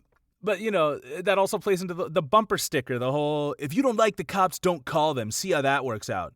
It's like, listen, I never said I didn't like cops. I mean, maybe I have, but, back when these were first coming out, these bumper stickers, like, I just said, like, maybe they can be called to help people without murder. Like, Yep. That's all. But you're saying, don't call them. If you don't like them murdering you, don't fucking call them. As in, that's their job. That's their default. Yeah. You call the cops, expect to get murdered. Sorry. So we need another option, because who are you going to call? The Ghostbusters? You need somebody. Thank you. Beat me to it. But yeah, exactly. And that's what the whole defund the police movement is just about that. Yeah, it's not having anarchy, it's having systems in place, people who are trained to deal with specific situations. A mentally ill person, you call someone who knows how to deal with a mentally ill person. You call someone who knows how to deal with someone who's armed. You call somebody who knows how to deal with a drug crime. Like, it's not just, hey, you just get to do everything. All right, so here's your 6 months of training, and go out there and just deal with whatever life throws at you. Here you go, 911. It's just... and I've said it in the podcast before, it's unfair to a lot of police officers to have to wear that many hats. It really is. So, like, I get it's a stressful job, and unfortunately a lot of the guys who take on that role just use it as a power trip, and that's a huge problem. Yeah, and if you do truly claim to be like a supporter of the cop, I'm back in the blue line, motherfucker. Like, if you are that person, then you get in the streets and start protesting for the cops who have spoken out against systemic racism and police brutality and were fired for it. Like, that's what you should be doing. You should be arguing that the cops can't handle everything, and that, yeah, maybe a social worker is better equipped to handle a situation than a cop is. Or, why do I have to call a cop if I get into a fender bender? Yeah. Is nobody better for that, Like... or maybe you should put some more of that funding into emergency services. Let's say it's a full-out car accident and, a total situation, not a fender bender. You honestly, you don't need the cops there necessarily. If at the end you find out somebody was drunk, okay, arrest them afterwards, but you need emergency services, you need paramedics, you need the fire department. Like, those are the things you need. I'll tell you what, I've had to call 911 a few times at my job for people who have fallen or been injured or, customers, criminals, whatever. And a lot of times, like, a police officer will get there first, and they do nothing. Like, they literally just like, so what happened? Oh, yeah? Huh. They get out a piece of paper, they take a couple notes down. They don't check on the person. They don't do, like, I've never seen them try to, like, make sure they're okay. They're just like, they just talk to the management and ask, what happened. And then the paramedics come in and they make sure the person's okay. So I'm just like, what's even the point? Like, why'd you send them? I don't need a cop here. Exactly. Like, what the fuck are you doing here? Like, no one's assaulting anyone. Like, somebody passed out, That's it. We don't, I don't know. I don't understand. And then there's the whole, like, oh, what if the mentally ill person is violent? Because that's the narrative we're always fed, right? Mentally ill people are violent and they're evil and they're going to kill us and kill themselves, blah, blah, blah. Despite that they're more likely to be victims of abuse than those who abuse others. But, guess what? There are people who work with mentally ill people and get their fucking asses kicked all the time, and they're not asking for guns. No. They're not asking to be able to kill a mentally ill person. Are you kidding me? They have de-escalation methods. They have other ways of defending themselves and calming the person down. 'Cause sometimes you just got to talk to a person, right? Like, I think at the end of the day, a lot of people just need to be heard. And, unfortunately, pulling a gun and shooting them in the face isn't really doing that. Yeah, more aggression is not the key to solve a problem. It's not going to de-escalate. And also, just the idea of everyone is an enemy to you. That's not a good mindset to go into a profession in which your whole goal is to serve and protect. You can't view everybody as an enemy. Nope. So, do you have anything fun you want to talk about? Anything you've been watching, playing before we close out? Sure. I've been watching 13 Reasons Why, which is not fun, but super fun show. Super fun. I've been playing some video games. I just beat The Last of Us 2. Definitely also not fun in terms of story. It's very depressing. I definitely had some issues with the story, but the gameplay was super fun. They really improved from the first game in a lot of ways. And there's just a really fun time playing it. And for my birthday, I got Ghost of Tsushima for PlayStation. And is that the samurai one? Dude, it's amazing. You're basically it so good? Yeah. So like it basically it's about the Mongols invade the island of Tsushima, which actually happened, in Japan, and they've wiped out just about all the samurai, and you play one of the last samurai left on the island, and he's trying to save their leader so that they can kind of stage a rebellion and take back their home. But he has to fight in a way that samurai aren't trained to do. He has to almost become an assassin and use the people of the island and find like other warriors and use different skill sets. So whether it's like Assassin's Creed, like you jump and like assassinate a guy, you have like kunai, you get a bow, you can do a standoff mode where you can challenge someone to a one-hit duel. So you like pull the sword out like Rurouni Kenshin. There's different like sword stances. Awesome. You can parry. Like they really nailed samurai combat, and it's also a really cool story, and him as a honorable warrior coming to terms with the idea that you can't always face your enemy eye to eye when your enemy doesn't do the same back. The Mongols are brutal and they'll do whatever it takes to take this island, so he has to break his code a lot. And it's just really fun, man. It's a lot like Assassin's Creed or Shadows of Mordor, where you kind of have like an open area. You can explore as you want, take whatever quests on you want. You get different upgrades. You can increase different stats on your sword. Get different armor. It's a lot of fun. I'm loving it, and it's gorgeous to look at. That's baller. I can't wait for you to lend it to me after you're done. And fun fact, I just looked up the game because when you said The Last Samurai, like it reminded me of The Last Samurai. Right, with Tom Cruise. And I was like, is he a white guy? Majority of the cast actually is not. Seems to be Asian. Yeah, I looked it up. I was really impressed. They did a really good job making sure that. So an article actually came out that their depiction of feudal Japan is very, very accurate, and it was made by an all-American company, I think in California, if I'm not mistaken.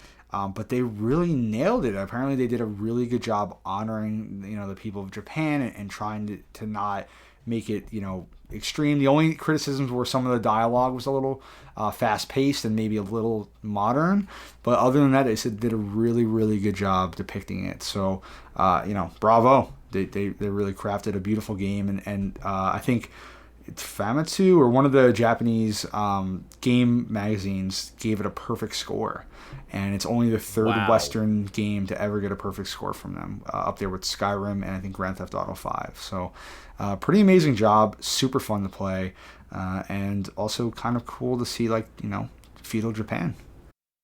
That is awesome. I'm definitely gonna have to play it. I want to be immersed in that. I did start playing The Last of Us again just to prepare for The Last of Us 2, but it was just a little too real. So yeah, it's not. It's kind of depressing. Yeah. So you and I are both working actively on our comic again. Yes, that's very, very exciting. It's been a highlight for me. Yeah, every couple years, we get back into it, and I think it's actually going to happen. It feels real this time. It feels right. It feels real. We're on the same page. I can't wait to get my new drawing tablet in. I'm actually doing things. So I've started reading comics again. Nice. Partially as research, but also because I have a whole list of comics that I need to read that I just put in long boxes and haven't read them in years. So I'm like, you know what?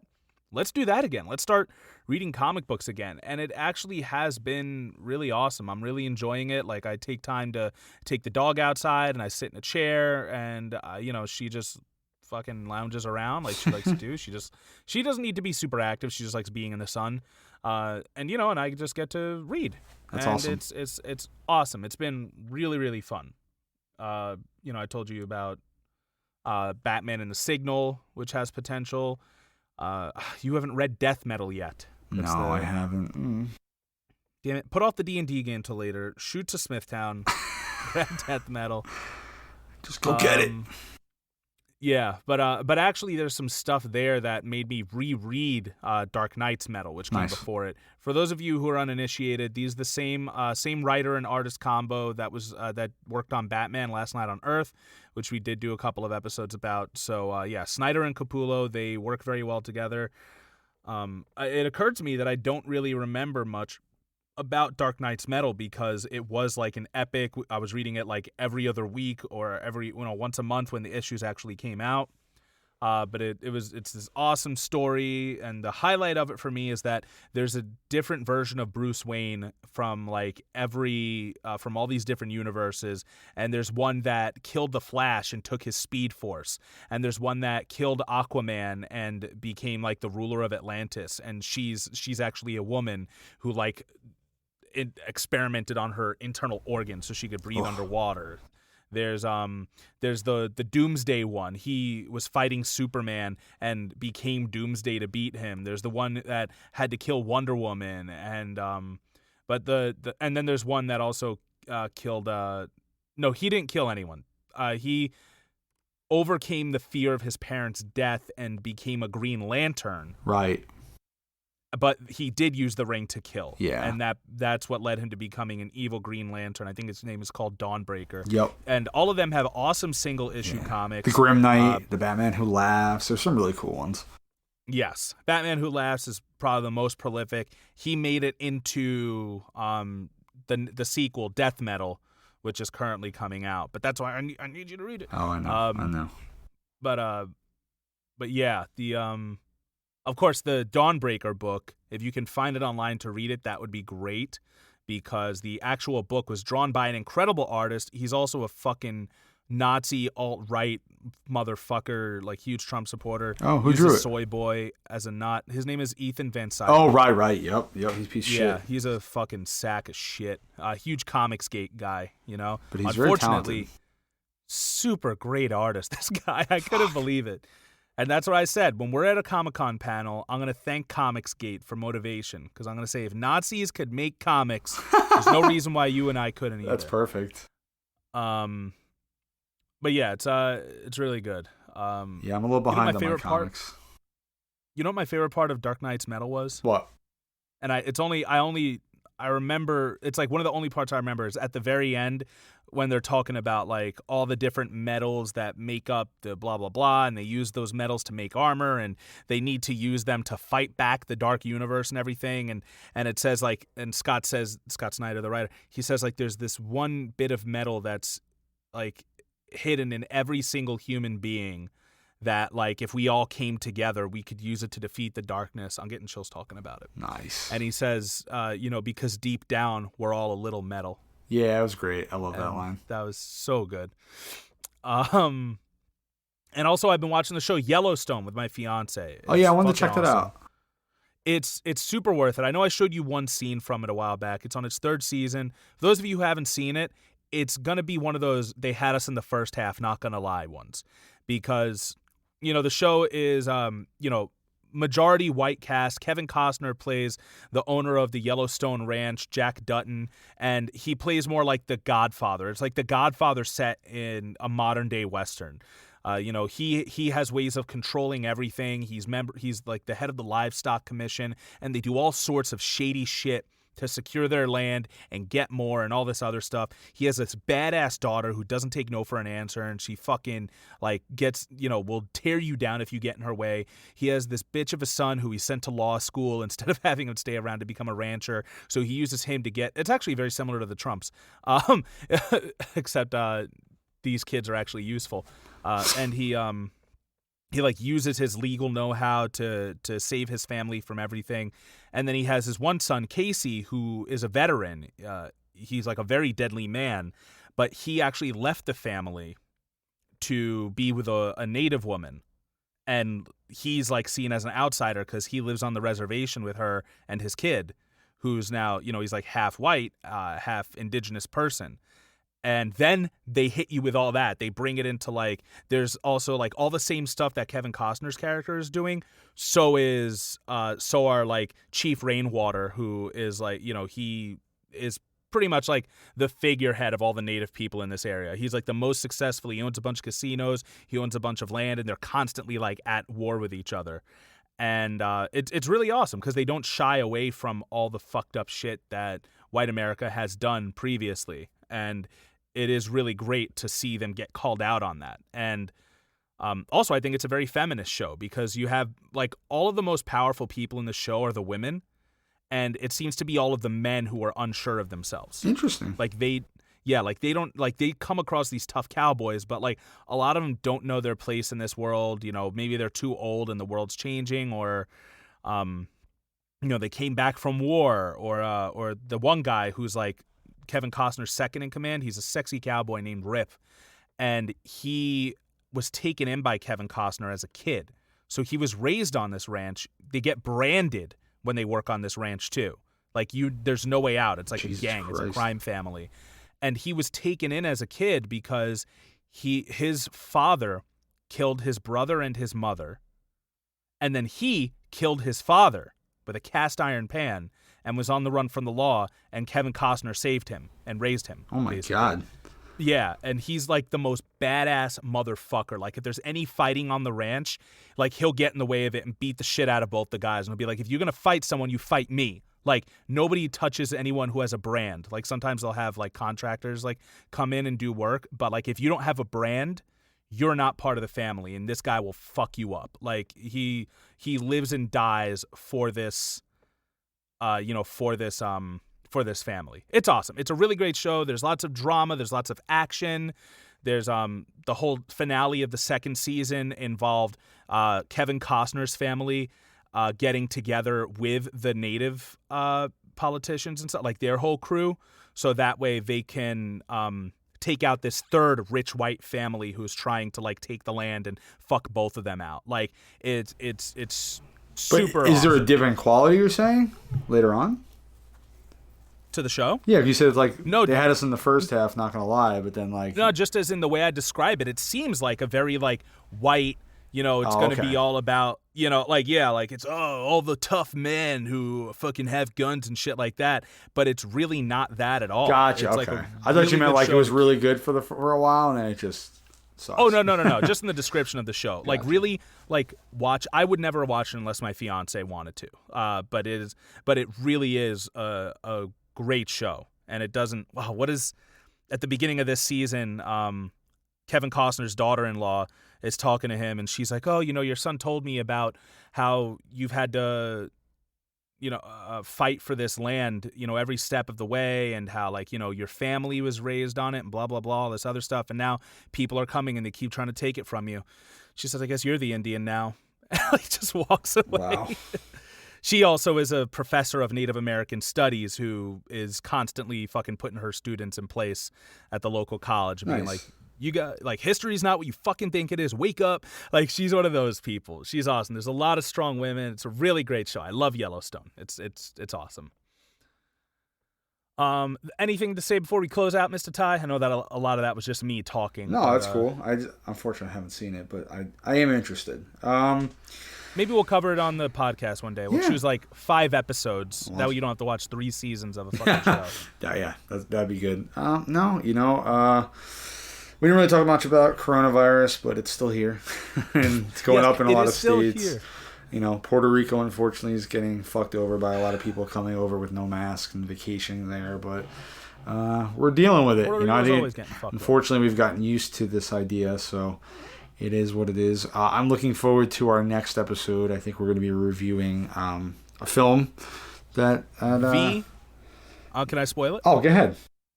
Yes, stay tuned for our next episode, which is going to be V for Vendetta.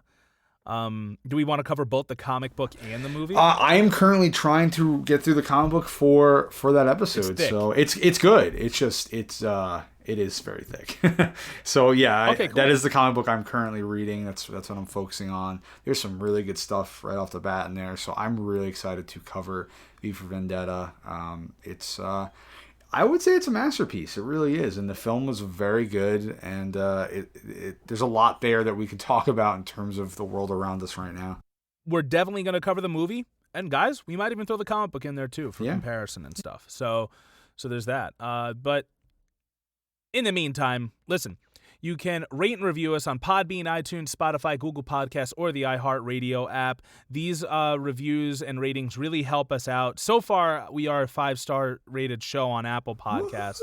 That's the big one. I think we only have 4 reviews, though. So, honestly, we're not asking for any money or financial contributions. But if you are listening to this podcast, and I'm not even saying if you like it, if you're listening and you have thoughts, if it made you think, go to whatever your podcatcher of choice is and rate and review us. It helps other listeners find us, and ideally, maybe sponsors will find us one day as well. Because, for as left as we are working class people, and I will suck that meaty dick of capitalism if I have to. But it gives us feedback too. not- We're open to hearing what you guys like, what you don't like, how we can make it better. So please let us know, and we really appreciate you guys, leaving a review. Yes, you can also find us on Twitter at PolitiPopPod. Find us on Instagram at PolitiPopPodcast. You can email us at PolitiPopcast@gmail.com. And don't forget to find our show notes and sources at PolitiPopPodcast.wordpress.com. We're going to be writing out on a new song. It's a collaboration between Kid Cudi and Eminem. It's called The Adventures of Moon Man and Slim Shady. And it's going to be linked in the show notes. The video is pretty cool. It's very graphic, and graphic as in cool graphics and stuff, not triggering. And they do talk about a lot about current events and shit. And Lil Wayne might say that racism doesn't exist, but at least Eminem's here, saying rest in peace George Floyd and all that other shit. So at least there's some people. That being said, for the PolitiPop podcast, I've been Mike Booch. I've been Ty. Thanks for listening, guys. And gals. Of course. And no matter what and everyone in between. That's okay? right. Everybody who's listening, we appreciate it. Yes, we really do. And no matter what you're listening to, no matter what you're watching, reading, whatever media you are taking in, never stop thinking, never stop learning, and always remember to read between the lines.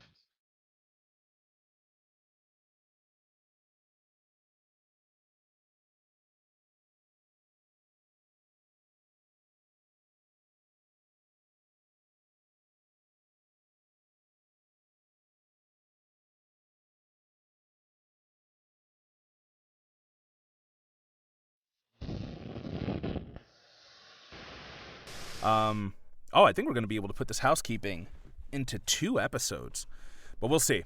We'll see how it goes. Oh, God. All right. What else did you want to talk about, Ty?